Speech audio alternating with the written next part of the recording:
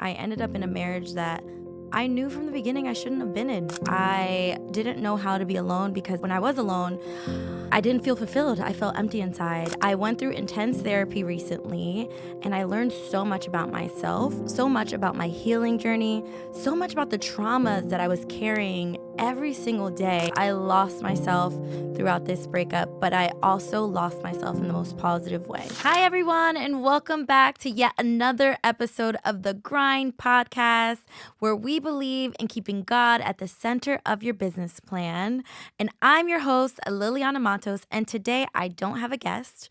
I'm here to just share my journey and engage so you guys can get to know me a little bit more. So it's been a week. We're feeling lighter. We're feeling more refreshed. We've been doing a lot of work on the back end.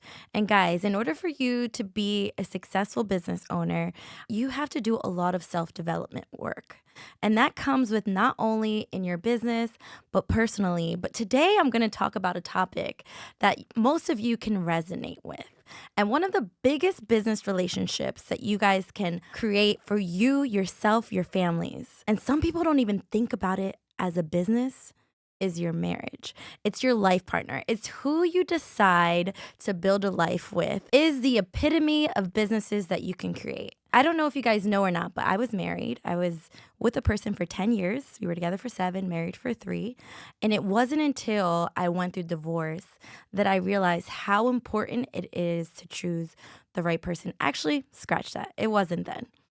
It wasn't until this most recent breakup that I just was with this person for 4 years that I really just developed a profound understanding of what a true relationship should look like, who you need to be in order to add value and align yourself with another human being.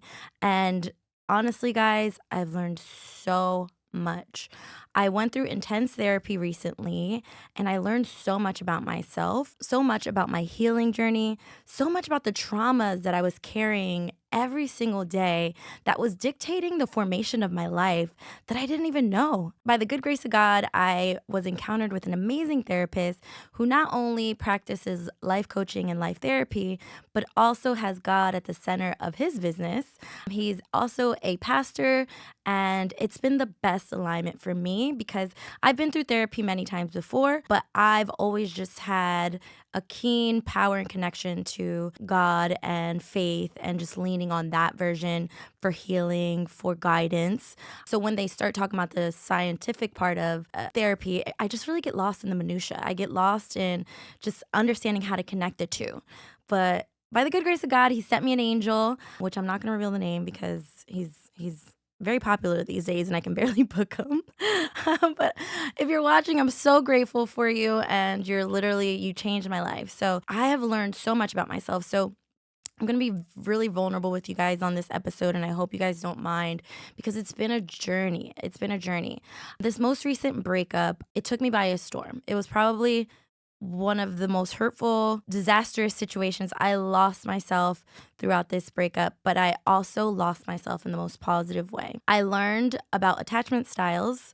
I learned that a lot of the reasons I've never really been single, guys. If I look back at the last maybe 15, 20 years of my life, I literally get out of one relationship and into another.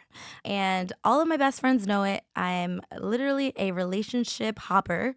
I don't know how to be alone, but this time I'm really focusing on just being alone, loving myself, and really understanding who I am. And it's all thanks to this guy right here. So, and the reason for that, we peeled back the layers, we peeled back the onion.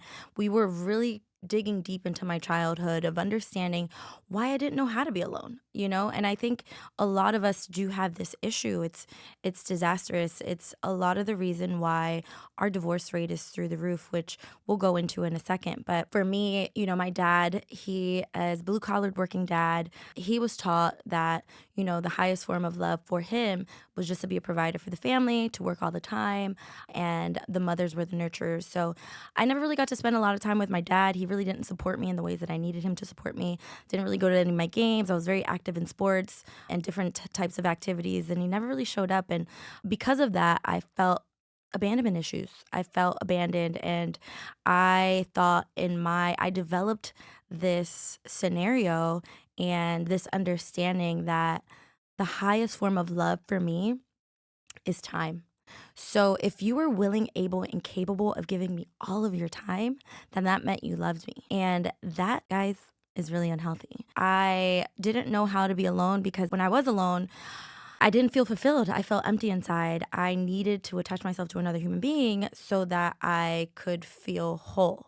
I was a half of a human being trying to be a whole. So here we are. Now I have a keen understanding, thank you to my therapist, of how to be a whole human being so that I can attach myself to another human being. So choosing a life partner, like I mentioned to you in the beginning of this episode, is so important, guys.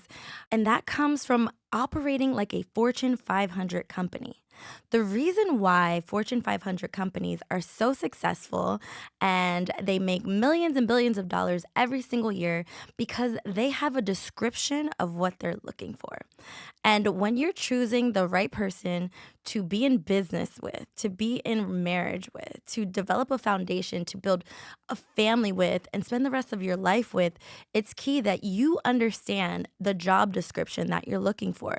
Setting up your 5 foundational values and making them non negotiable when hiring for this position. I know I'm talking about it in the most inhumane possible way, but this has just built so much clarity within my life and with understanding what I'm looking for the first time ever at 36 years of age. So, back to these Fortune 500 companies. With that being said, they set out these ads, not saying that you guys should set out ads. Don't do that, guys. But when you're intentionally looking for your person, you should create a list of 5 things of non-negotiables that you're looking for.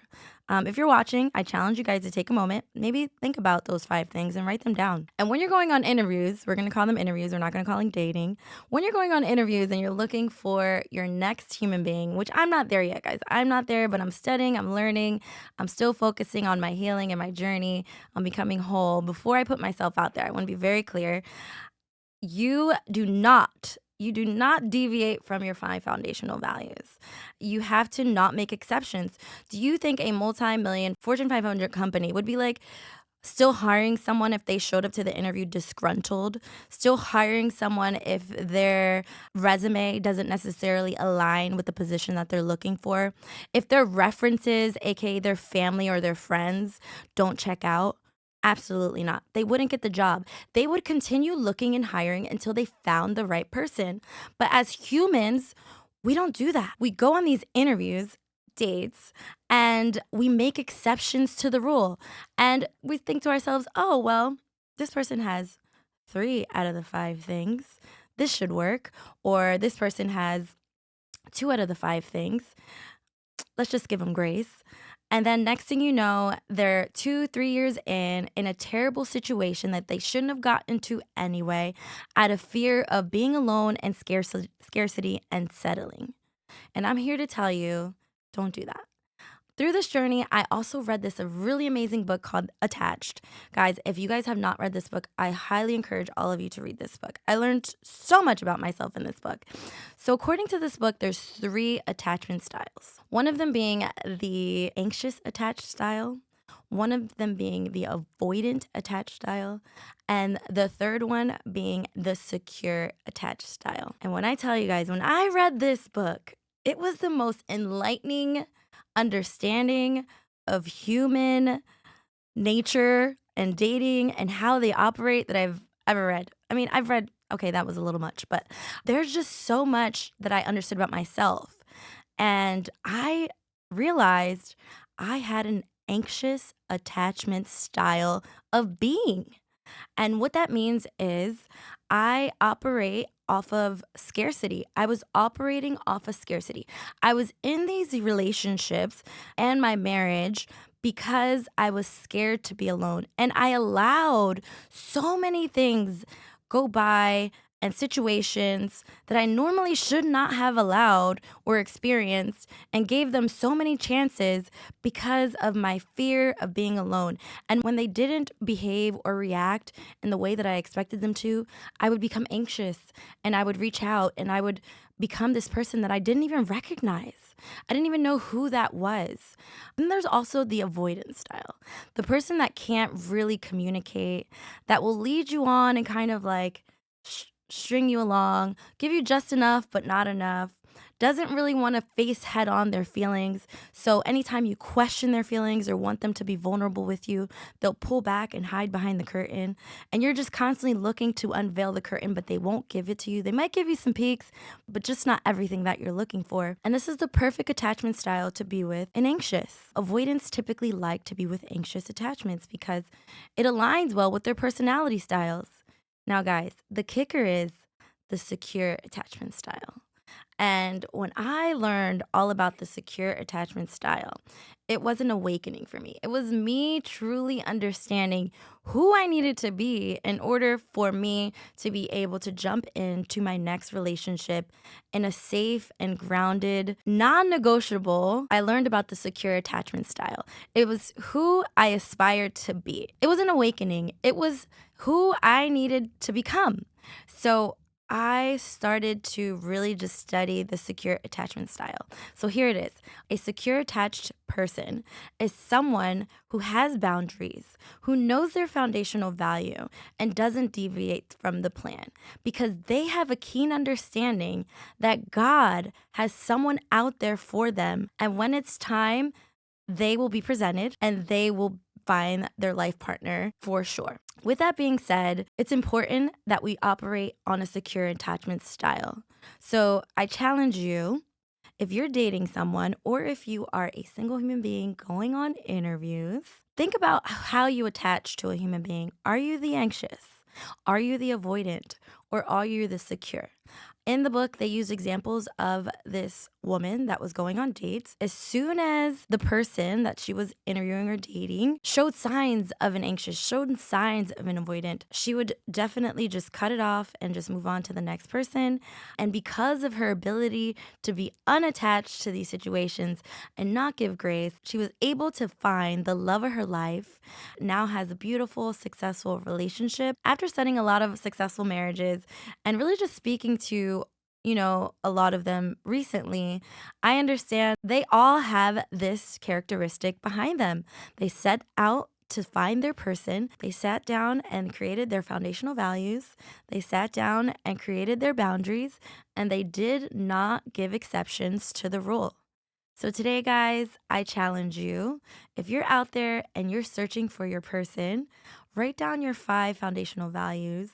Understand that God is going to give you your human being when it's time. And you just have to firmly believe it. Firmly believe it from your soul. Firmly believe that He has a plan for the biggest business that you are supposed to create in your life, which is your marriage. And do not deviate from your lack of understanding from that because you are God's child. He loves you and He wants nothing but the best for you. But that also comes with doing the work and understanding that you should not settle, that you should love yourself beyond any means, that you should put in the time and energy and effort to make yourself happy first, become fulfilled first, so that you can be a whole with another whole instead of a half with another half creating a whole. Because as we know, those relationships never end well. With that being said, guys, I know a lot of you guys think to yourselves, did I marry for marriage or did I marry because of this person? And it is a hard pill to swallow. Thinking back, I was a box checker. I had a list of all the things that I needed to accomplish by a certain age, and marriage was one of them. I wanted to be a bride. I wanted to wear the dress. I wanted the wedding. I wanted my dad to walk me down the aisle. I wanted all of those things.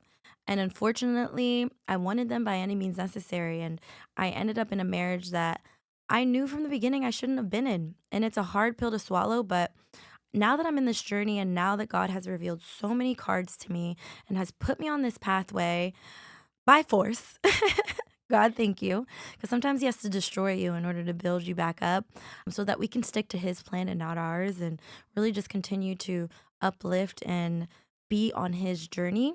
I'm grateful. I'm grateful for the space that I'm in. I'm grateful for everything that I'm doing and I'm in and that I'm involved in. If you are someone that's going through something similar, You recently got out of a breakup. You don't know how to be alone. Maybe you're in a tough marriage, or maybe you're in a relationship that you shouldn't be in. I challenge you to choose you. Lean on God to guide you through it. Pray. Pray the prayer that changes lives. Literally, if you guys want a prayer that will change your life, only if you want your life to be changed. I have prayed this prayer several times in my life, and He will do it. God, if this person is meant for me, please allow us to be in alignment. Figure out a way for us to communicate better. Figure out a way for us to learn each other's love languages better. Figure out a way for us to be able to coexist in a happy way and that honors you. But Lord, if he or she is not for me, I ask that you give me the strength to remove them from my life. Give me the resources so that I can carry on to new beginnings. Give me the signs that I need so that I can finally walk away. If you pray these prayers, guys, I promise you, God will deliver.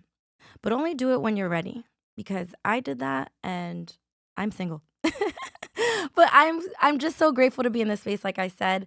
So this concludes our episode. Thank you again for watching. Make sure, if this is your first time here, to subscribe to my channel. Hit the notification button so you get the notifications when we post.